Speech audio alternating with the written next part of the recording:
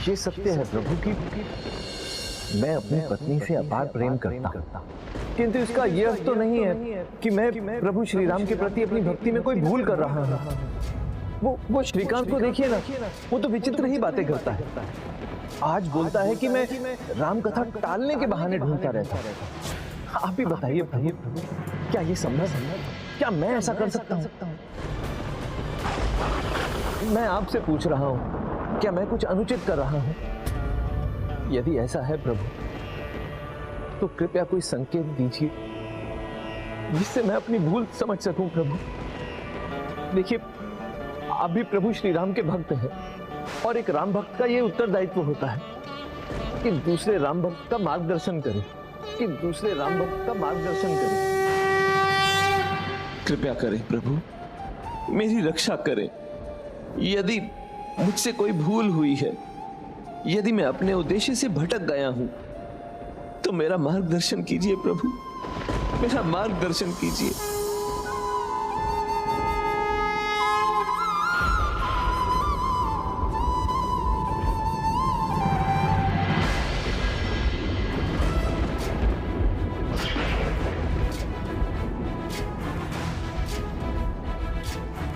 किसी अन्य के पास नहीं। तुम्हारे प्रश्नों के उत्तर तो तुम्हारी अंतरात्मा के पास ही हैं। अपने मन के नेत्रों को खोलकर ध्यान से देखो, अपने हृदय का स्वर सुनो।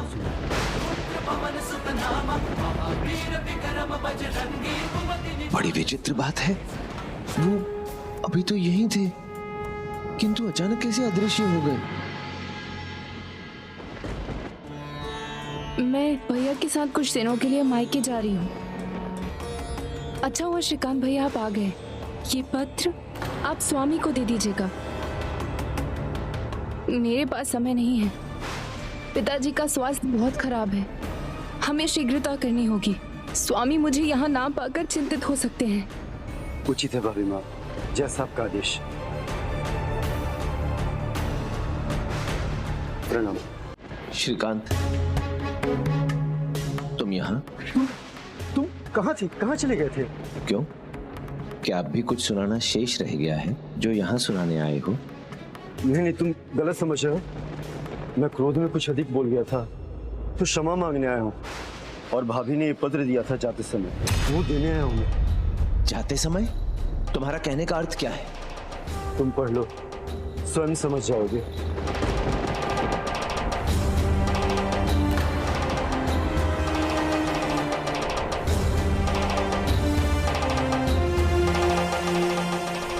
प्रिय, क्षमा करें स्वामी, पिताजी स्वस्थ नहीं हैं, इसलिए आपकी अनुमति लिए बिना जाने के लिए विवश हूं, किंतु मैं शीघ्र लौट आऊंगी। आपकी तुम क्यों चली गई रत्नावली? रत्नावली, क्यों छोड़कर गई तुम मुझे? किस काम का है ये दर्पण जिसमें तुम्हारी छवि नहीं देख सकता? तुम्हारे बिना ये घर घर नहीं, किसी खंडहर के समान है रत्नावली। मैं तुम्हें कैसे समझाऊं रत्नावली? तुम्हारे वियोग में मेरा तन मन जैसे किसी निर्जीव वस्तु के समान है। परंतु जैसे रत्नावली के वियोग में मैं इतना विचलित हो रहा हूं, रत्नावली भी अवश्य ही मेरे वियोग में उतनी ही विचलित हो रही होगी।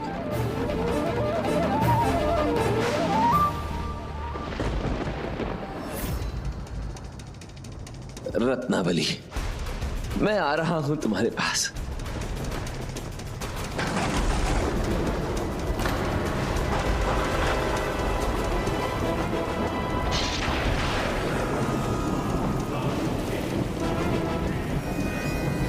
तुलसीदास, इतनी बारिश और तूफान में कहाँ जा रहे हो? रुक जाओ, तुम्हें तप हो जाएगा। अरे तुलसीदास, तुलसीदास! आंधी हो, तूफान हो या वर्षा हो, मैं आज रुकने वाला नहीं। मैं तुम्हारे पास पहुंच कर ही रहूंगा प्रिय।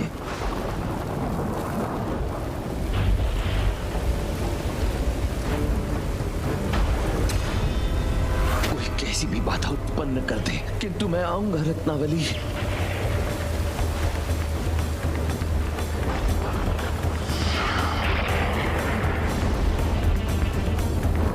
प्रकृति से उलझना समझदारी नहीं है, किंतु ये बात इन ज्ञानी महोदय को कौन समझाए।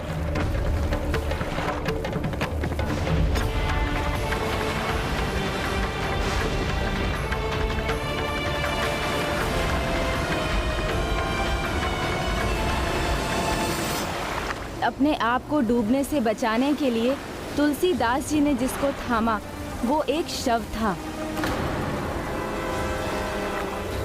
मोह में मनुष्य दृष्टिहीन हो जाता है, सत्य देखने में असमर्थ हो जाता है और आंखें मूंदकर मोह जाल के दलदल में धंसता चला जाता है। रत्नावली, रत्नावली, ये क्या? उसने देखा भी नहीं मुझे, भीतर चली गई। रत्नावली। स्वामी, नहीं नहीं, वो यहाँ कैसे हो सकते हैं? वो भी इतनी रात में, इतने भयंकर तूफान में। नहीं नहीं, मुझे ही भ्रम हो रहा है।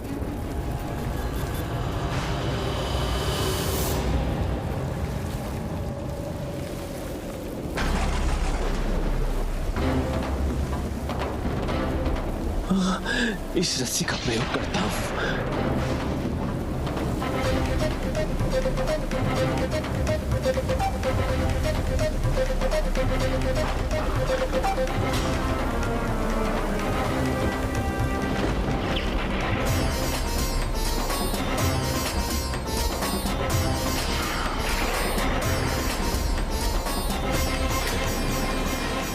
बस बस पहुंच ही गया।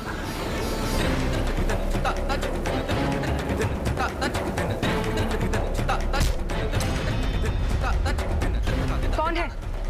कौन है वहां? कौन हो तुम?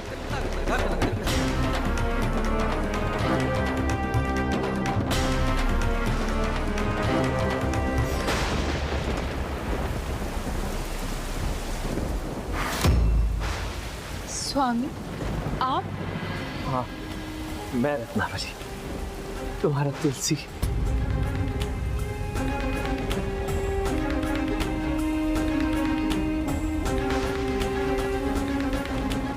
किंतु आप यहाँ पहुंचे कैसे? हमारी नौका तो नदी पार करने वाली आखिरी नौका थी। मैं नदी तैरकर यहाँ तक पहुंचा। ऐसे तूफान में? हाँ, तूफान तो था, परंतु जानती हो, मुझे नदी में ना लकड़ी के कुछ ठूंठ मिल गए थे। उन्हीं की सहायता से मैं किनारे तक पहुंच गया। और यहाँ ऊपर ऊपर कैसे पहुंचे आप? ये पेड़ के साथ मुझे एक रस्सी जैसी वस्तु लटकी हुई मिली, उसी की सहायता से मैं ऊपर आ गया।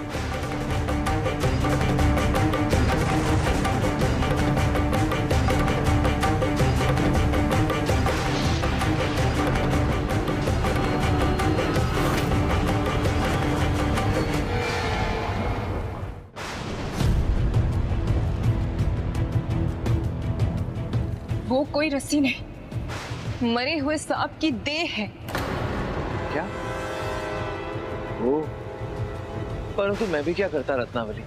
तुमने मुझे इतना विवश जो कर दिया, मुझे बिना बताए, मुझसे बिना बात किए तुम यहाँ चली आई। पिताजी का स्वास्थ्य ठीक नहीं है, तो मुझे तो आना ही था ना। हाँ, तब तो तुम्हें आना ही था। तुम तो जानती हो, मैं तुमसे बात किए बिना, तुम्हें देखे बिना, तुम्हें स्पर्श किए बिना नहीं रह सकता, इसलिए विवश होकर यहाँ चला आया। अब बताओ, तुम्हारे पिताजी का स्वास्थ्य कैसा है? और हाँ, मेरे लिए स्नान के लिए पानी भी गर्म कर दो।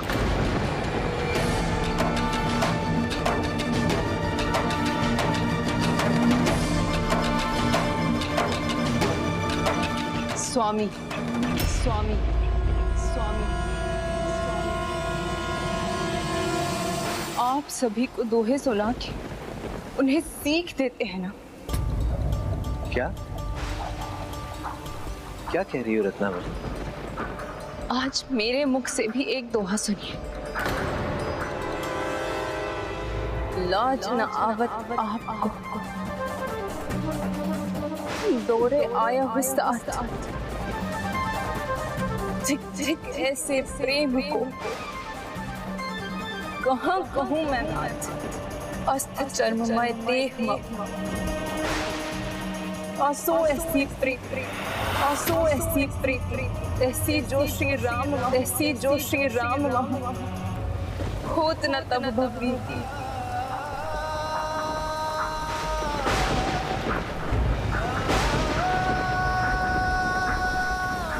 इस प्रकार यहाँ दौड़ कर आते हुए आपको लज्जा नहीं आई?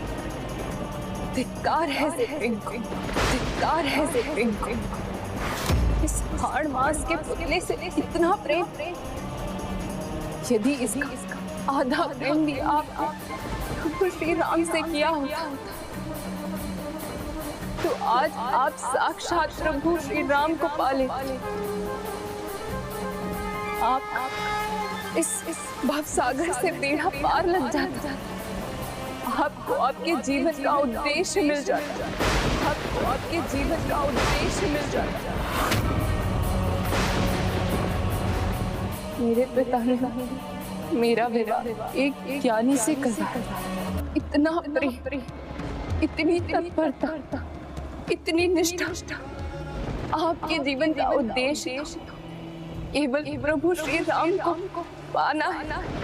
आपके जीवन का उद्देश्य केवल प्रभु श्री राम को पाना है। हाँ रत्नावली, तुमने उचित कहा, परंतु हमारे जीवन के रास्ते अलग दिशा में जाएंगे। धर्म के मार्ग पर चलते हुए मुझे इस संसार से विरक्त होना पड़ेगा, तुमसे दूर जाना होगा, गृहस्थ आश्रम को त्याग संन्यास ग्रहण करना होगा, संन्यास ग्रहण करना होगा, संन्यास ग्रहण करना होगा।